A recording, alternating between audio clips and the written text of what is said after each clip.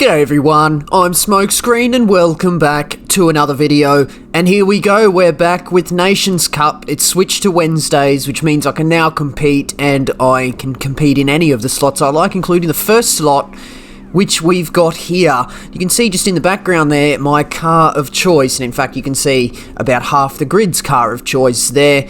A GT40 Mark I, Ford GT40 from 1966.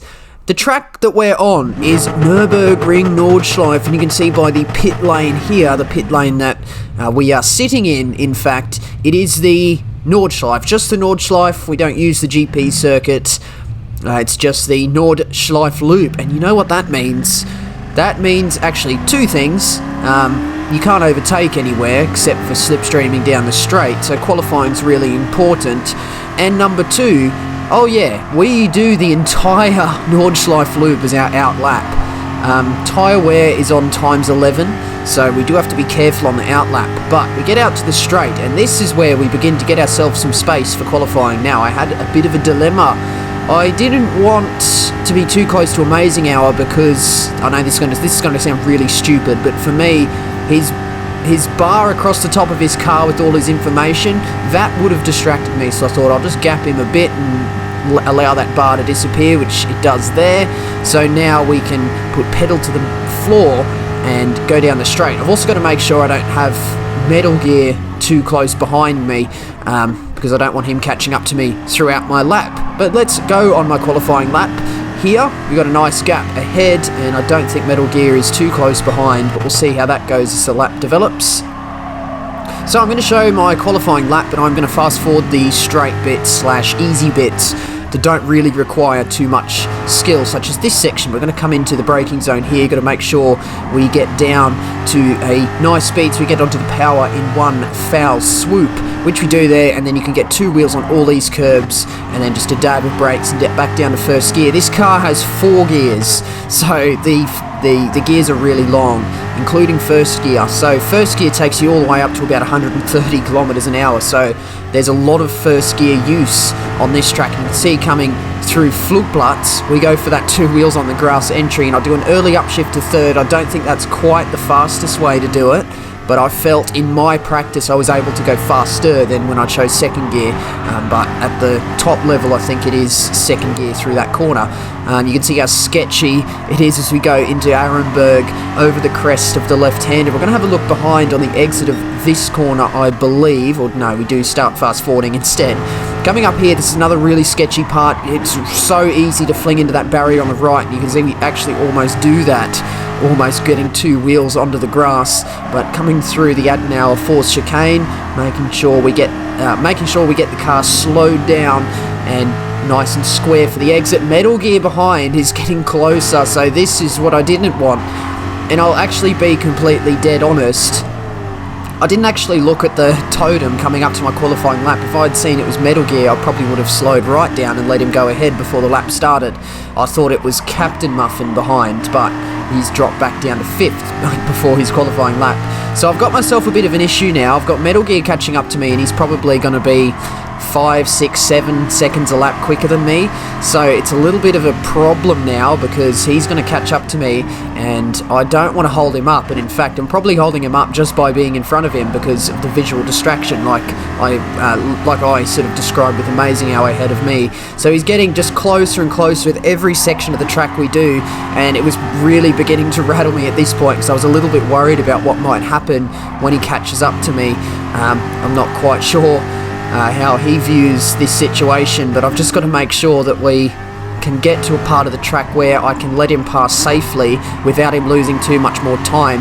And you can see we actually make a little bit of a hash of Bergwerk there, getting too much sliding on the apex, and he's almost within slipstream range. So we're going to be coming up towards, I think we call it Courage Corner, don't we? Just making sure we can keep the average speed up as high as possible, and that's honestly not too bad of a rendition for me.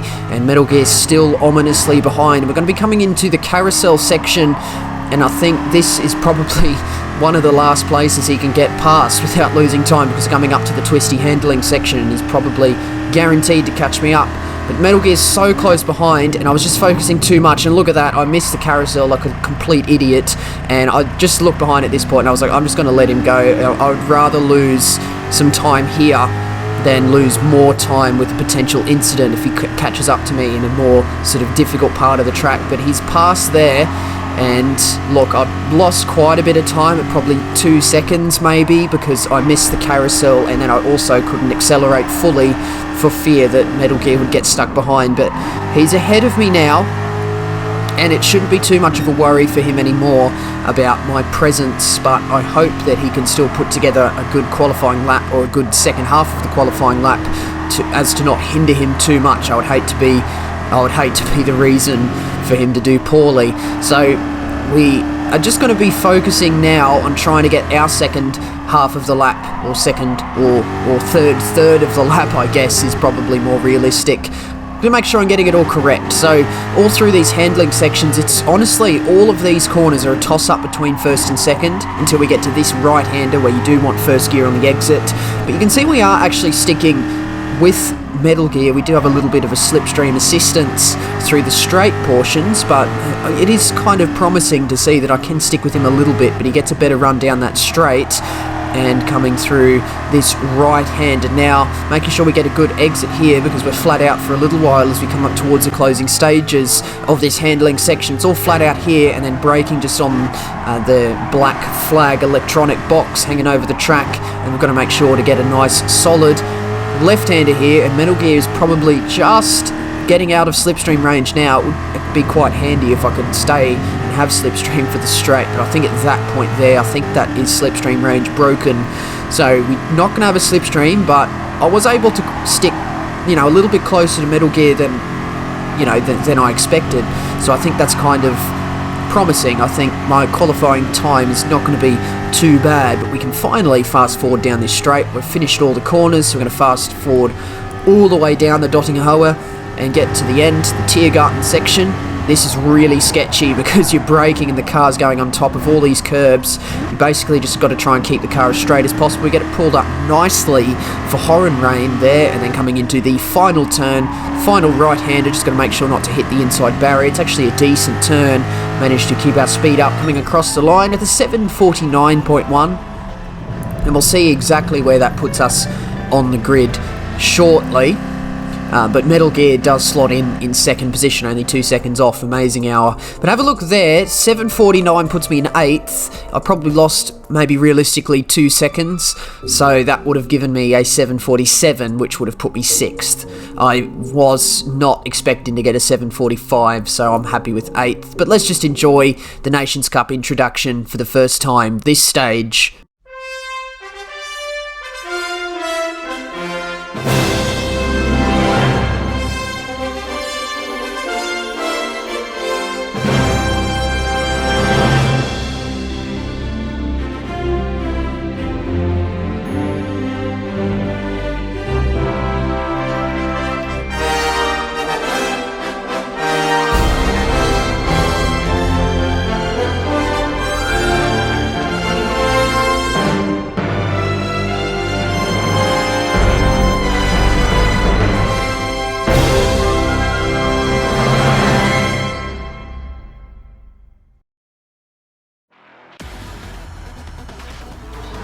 Lovely, as always, we meet ourselves on the grid, and you can see it's just an absolute wave of Ford GT40s. That was the car of choice.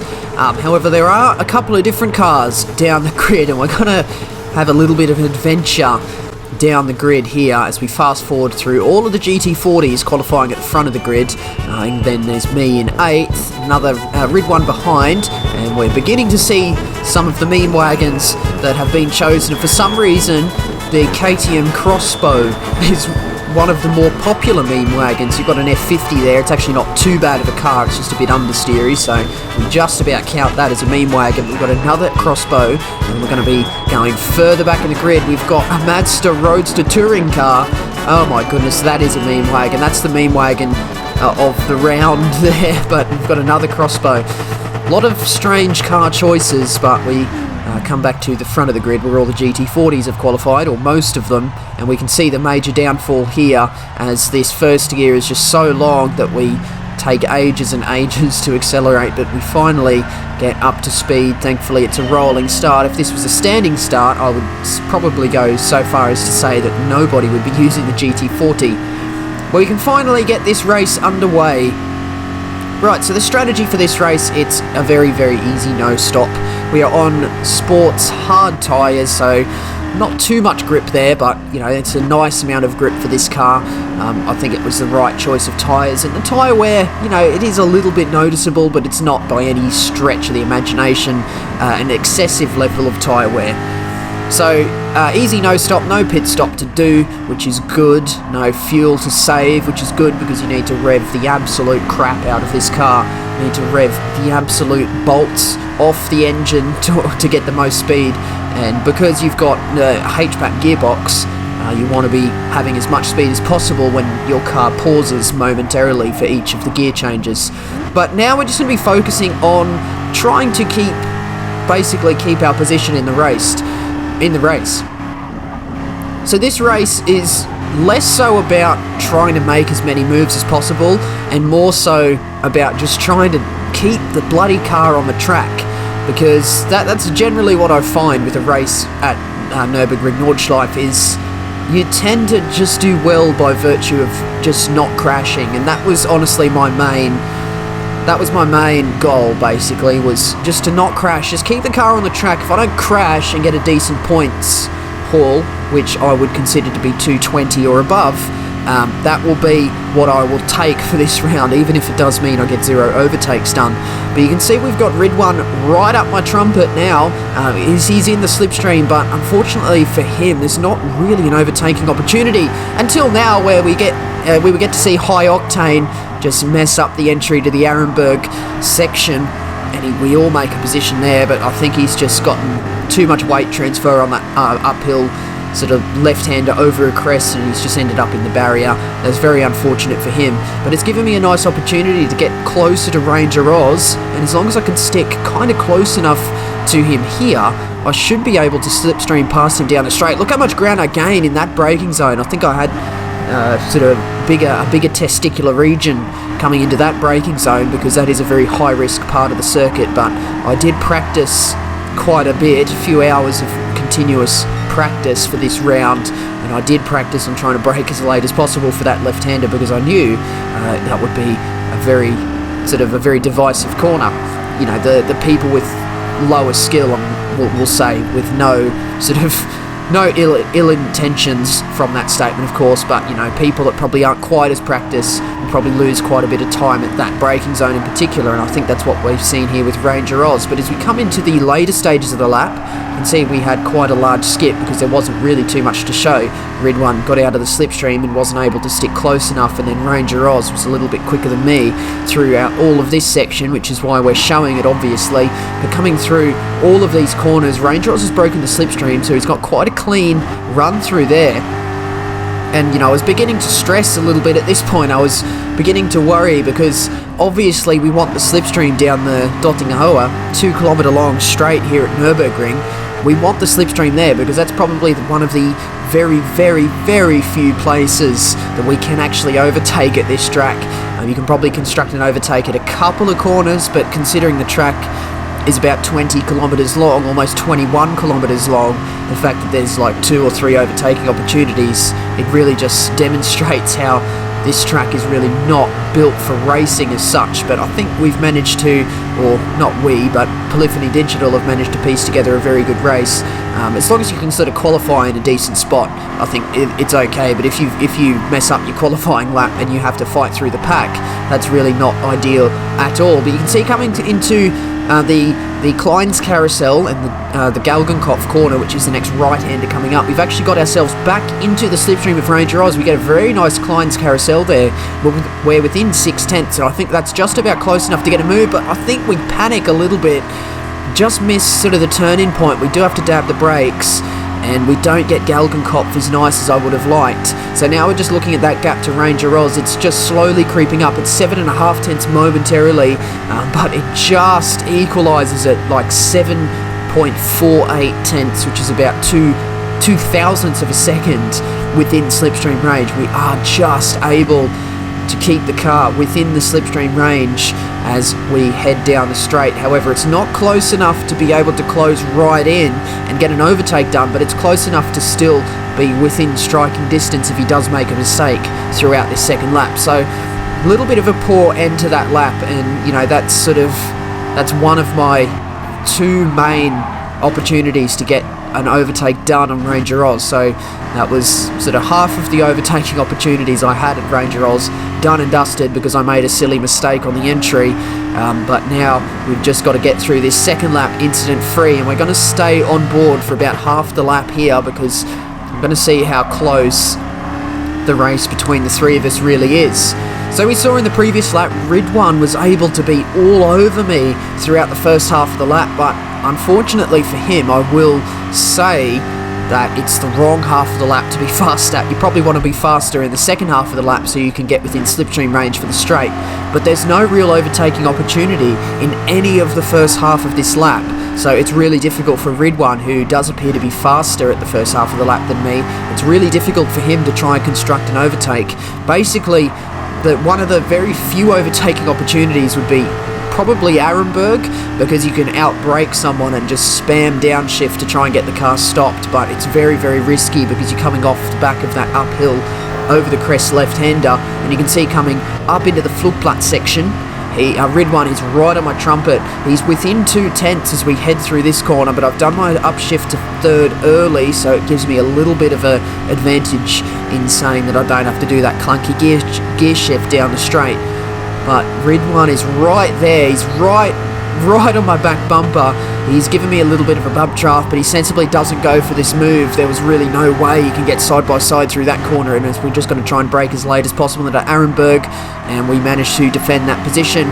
So Ranger Oz, we're still trying to sort of remain close enough to him to slipstream pass down the straight at the end of the lap, but he's about 6/10 ahead of me, and I've still got Ridwan behind 3/10, so I'm in an awkward position where I'm trying to go as fast as possible to stay with Ranger Oz, but also not trying to go so aggressive that I end up overstepping the mark, if I could get my words out correctly, as I almost indeed do into that braking zone, and I think I got about 2 wheels on the grass. That was so close to a mistake, and actually that was a mistake, but it was so close to crashing, and Ranger Oz has just gained about 3/10. It's almost up to a whole second, and Ridwan is right on my back bumper again. He's 1/10 behind. He probably could have gone or tried to get an overlap into this corner and force me into an error, but he sensibly decides to back out of that one. He's going to try and just stick close enough, I think, to try and go for the overtake down the straight. I think that's probably what's in his mind at the moment. But thankfully we saw in the last lap that I was quicker in the second half of the lap, so that should hopefully be able that should hopefully be enough to be able to defend this position. But we're coming into another very, very tricky section. Got to make sure to get this corner right and don't graze the grass in the exit. And now we've got to get the braking into this corner right, because you've got this right-hander halfway through the braking zone. You've got to try and get it pulled up for Versiphen, and we managed to do that just perfectly, or maybe not quite perfectly, but good enough to be able to remain in position. Ranger Oz still about a second ahead of me, so I've still got to gain about 2/10 on him to get back within slipstream, but I don't quite get this left-hander correct. A little bit too much slide through that corner, but as long as we can focus on getting a good exit out of this corner here, out onto this straight bit, that will be pretty good, and I think we've actually done that. Ridwan's made an error, and that gap is opening up. 6/10, 7/10 now, and I think we've almost broken slipstream, and we have done. We've broken the slipstream to Ridwan there, so we've just got to make sure we get a decent Bergwerk, and that will be Ridwan sort of off our case. So that was a very high-stress situation for the first half of that lap. I was so worried about Ridwan potentially going for it at any point. But you can see nothing happened. We skip ahead a lot. Ranger Oz, we weren't within slipstream, and Ranger Oz drove away a little bit, and Ridwan wasn't in slipstream, so I drove away from him a little bit. So it's obviously, qualifying has done a lot of the work for me here. There's not really much overtaking to be done, because the track is so long that qualifying really does sort of separate and equalise the drivers and order them by speed, because the track's so long. It gives a more realistic opportunity for slower people to qualify behind the faster people. We almost make a mistake at Galgenkopf. Oh my goodness. That would have been an absolutely fatal error coming up towards the end of the race. Rear left tyre just grazing the grass halfway through Galgenkopf.